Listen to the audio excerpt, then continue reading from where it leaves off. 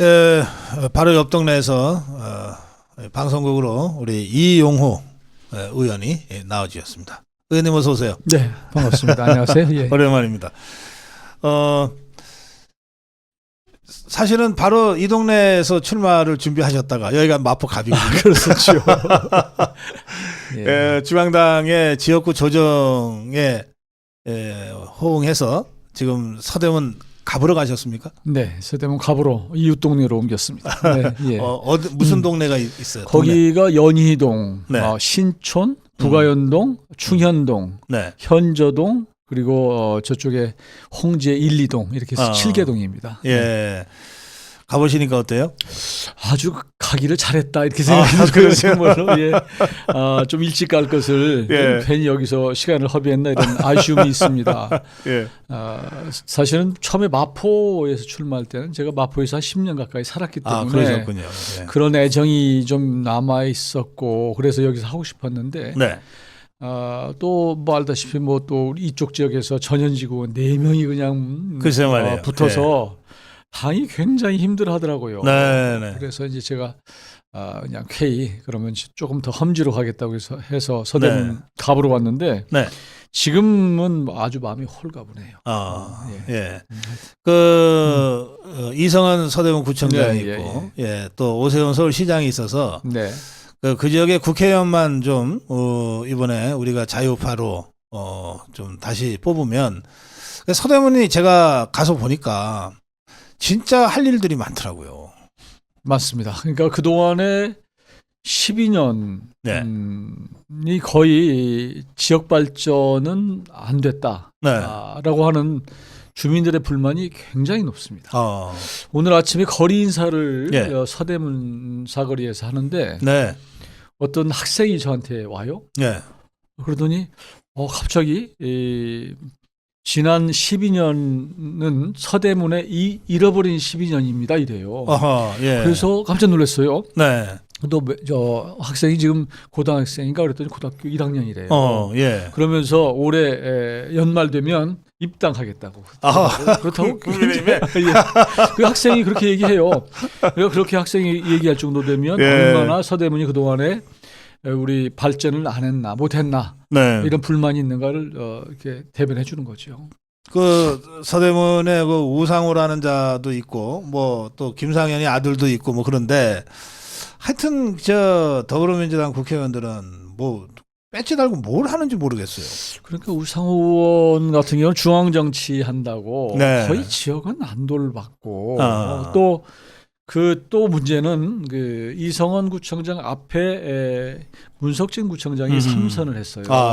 같이 이제 12년을 한 건데 거의 그 지역 발전을 안 시켰어요. 그러니까 뭐 어떤 예산을 그 당시 뭐 전에 보면 박원순 시장하고 또 이렇게 서로 그렇지. 또 콤비가 돼서 시스템이 구축이 됐어. 맞아요. 그래서 거의 뭐 그쪽에 뭐 시민단체 뭐 해서 뭐 이런 거 있잖아요. 이런 쪽에 하고 그다음에 지역민들이 원하는 것은 거의 외면했다. 이게 뭐 폭발 직전입니다 지금. 그렇군요. 알겠습니다. 이번에 바꾸지 않으면 진짜 바꿀 기회가 또 얼마나 멀어질지 모르겠어요. 그 참 우리 이용호 후보는 저 더불어민주당 쪽에도 좀 몸을 담고 있었던 적이 있잖아요. 그러니까 이제 그쪽 사정을 좀 비교적 잘 아실 텐데 지금 저 이재명이가 공천 학살하는 거 보시면 어때요? 저는 뭐 정도 차이가 있는데 예전에도 사실은 좀 있었거든요. 그러니까 이게 말로는 시스템 공천이라고 하는데 그 여론 조사 기관을 통해서 얼마든지 주문 생산을 해요. 그러니까 주문 생산. 그럼요. 야, 이 사람은 좀 핵심이니까 이 사람은 좀 하라 그러면 또 약간 마사지가 들어가가지고 이런 결과에 따라서 다 공천을 해왔어요. 그래서 어느 지역은 뭐 예를 들면 어디 이쪽에 누가 이제 조금 지분이 있으니까 좀 해주고 누구는 챙겨주고 있었거든요. 그러니까 지난 총선도 있었습니다. 그 당시에도 제가 알기는 그 이근영 씨라고 얘들은 이제 뭐 그래요. 그쪽에 조사했던 그 친구. 그쪽이 아마 그쪽 조사를 맡았던 것 같아요. 컨설팅도 해주고 컨설팅 피 뭐 좀 받으면서 뭐 좀 이렇게 해주는 이런 게 있었고 그 당시에 이해찬 대표였잖아요. 굉장히 가까운 사람이었고 그때도 비슷한 게 있었는데 이런 정도로 심하지는 않았어요. 대놓고. 근데 이재명 지금 대표의 행위는 전 정당 민주주의를 완전히 훼손하고 있다. 네. 정당에 어떤 우리 국민들이 세금이 들어가잖아요. 네. 막대한 세금이 들어가는데 그렇죠. 어떻게 예. 이 마음대로 이게 이렇게 불투명하게 자기 마음대로 이 공천을 할 수 있는가? 이것은 이런 정도면 정당 해산해야 되는 거예요. 사실은 국민들이 정당을 해산해야 된다. 이것은 정당으로서 네. 기능을 못하고 아니면 예산을 잘라라. 네. 이런 정도의 심각한 사안이에요. 더구나 거기에다가 그 아주 꼼수로 위성정당 만들어가지고 거기 용공 혐의자들까지 지금 배치달 상황이 되고 말할 거 없죠. 그래서 이제 그건 이제 그대로 그 전에 얼마 전에 제가 호남을 내려갔더니 또 민주당 이재명 대표가 호남 사람들만 자른다고 불만이 일각에 있더라고요. 아, 그래요? 그래서 이제 전북의 박용진 같은 경우는 아직 잘리지는 않았지만 잘릴 가능성이 매우 높다. 출신이 전북 출신인가요? 전북의 장수가 고향이에요. 그래서 지난번 대선 때 그 후보까지 막 도전하고 그래서 기대가 있는데 박용진 그렇죠. 윤영찬도 그 호남이에요. 전북 사람이지. 그다음에 강병원도 마찬가지로 전북 사람이지. 또 저 누굽니까 저기 원내대표였던 박광원. 여기도 전남이에요. 그러니까 이재명 대표가 알게 모르게 호남 사람을 자른다. 이거 알아야 돼요. 사실은 지금 우리 호남 분들이 이걸 잘 모르고 있는데 호남 상당히 지금 그러니까 비명 행사도 그렇지만 호남 행사 시키는 거예요. 근데 그 이유가 제가 보기에는 이재명 대표는 그런 것을 전혀 뭐 역사성이 따지질 않고 오로지 자기한테 충성하는 사람 그리고 자기를 방탄할 수 있는 사람만 지금 공천하는 겁니다. 그러니까 사실 지금까지는 공천권을 가지고 있기 때문에 웬만하면 그냥 들었거든요. 근데 이제 이번 총선에서 배치한다 그러면 갑입니다. 갑. 누구도 뭐 그렇죠. 임기가 많이 남고 4년 임기 보장받지. 그렇죠. 그러니까 이재명 대표로 봐서는 그때는 이제 뭘 할 수 있는 툴이 없는 일단 거예요. 선거 끝나고 나면. 그러니까 오로지 하여튼 눈이 오나 비가 오나 어떤 어려움이 있어도 자기를 호위할 수 있는 호위무사만 뽑는 겁니다. 그러다 보니까 그렇게 뽑는다고 해놔도 나중에 배신당하고. 그렇죠. 그럴 수밖에 없는데 그래서 하여튼 저런 행태를 좀 보이고 있어서. 그렇군요. 저 우리 이영호 의원님 말씀하시기 전에는 제가 이 호남 사람들이 지금 그 배제되고 있다는 생각은 좀 못했거든요. 그건 제가 처음 말씀드리는 건데 지금 상당히 심각한 정도로 하고 있어요. 그러니까 호남의 일부가 이제 수도권에 와서 나름대로는 뭐 역할도 하고 또 호남당으로서의 이게 사실은 민주당이 호남의 근간을 두고 있는 정당이거든요. 또 우리 국민의힘은 영남을 근간 두고 있는 정당인데 이 부분을 지금 훼손시키는 것도 큰 문제다. 근데 이낙연이라고 하는 사람이 이걸 못 않는 거예요. 이것도 참 답답해요. 거기에 지금 정세균이나 또 무슨 그 김부겸 이런 사람들이 어정쩡하게 서가지고 이도저도 아니고. 이낙연은 왜 그래요?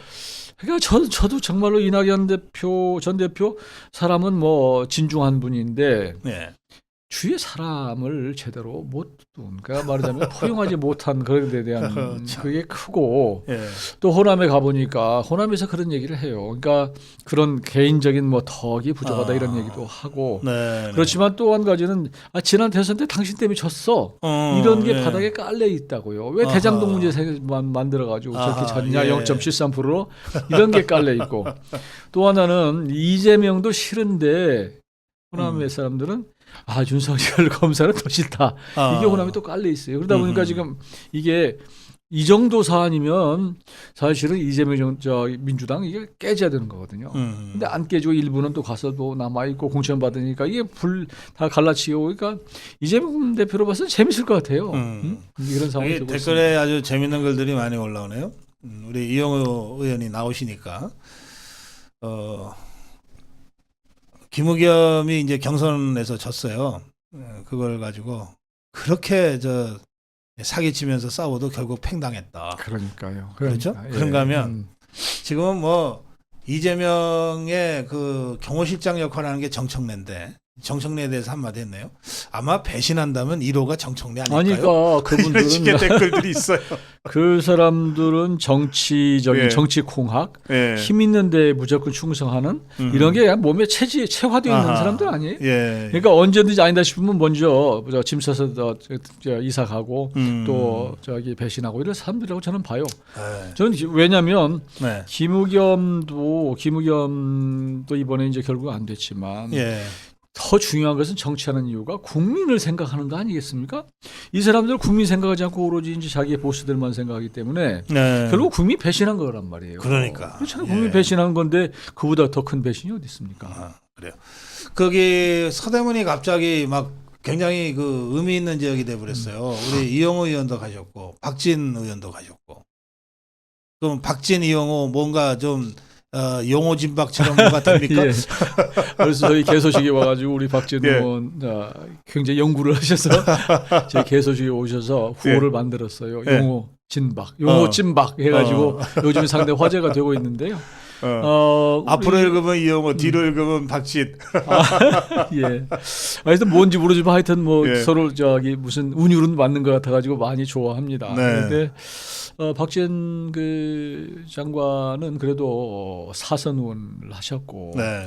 또 우리 윤석열 정부가 들어서고 나서 그 전 정부가 완전 엉망진창으로 만들어놓은 외교 네. 이거 바로 세웠잖아요. 그렇죠. 한미일의 그 정통 네. 우리 우방관계 회복을 시켰고 그런 측면에서는 뭐 기여를 하고 이제 서대문 발전을 위해서 왔다 이렇게 지금 제가 지금 계속 지금 저도 하고 있는데 우리 서대문이 너무 낙후되다 보니까 서대문은 오로지 너무 낙후했다는 거예요. 소외됐다는 거거든요. 예, 그래서 힘 있는 사람 두 사람이 왔으니 서대문 바뀔 수 있다.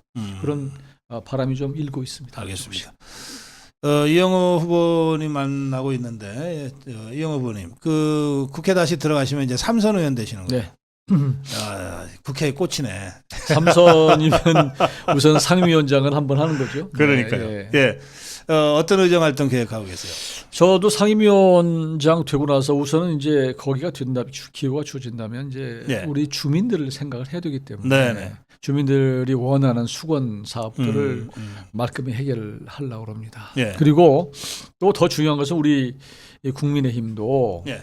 좀 이제 전국 정당화, 수도권 정당으로 좀 바뀌었으면 좋겠어요. 사실은 예. 영남은 기본이고 네네. 수도권 민심을 대변할 수 있는 정당. 그래서 이번에 의석을 좀 많이 차지하면 네.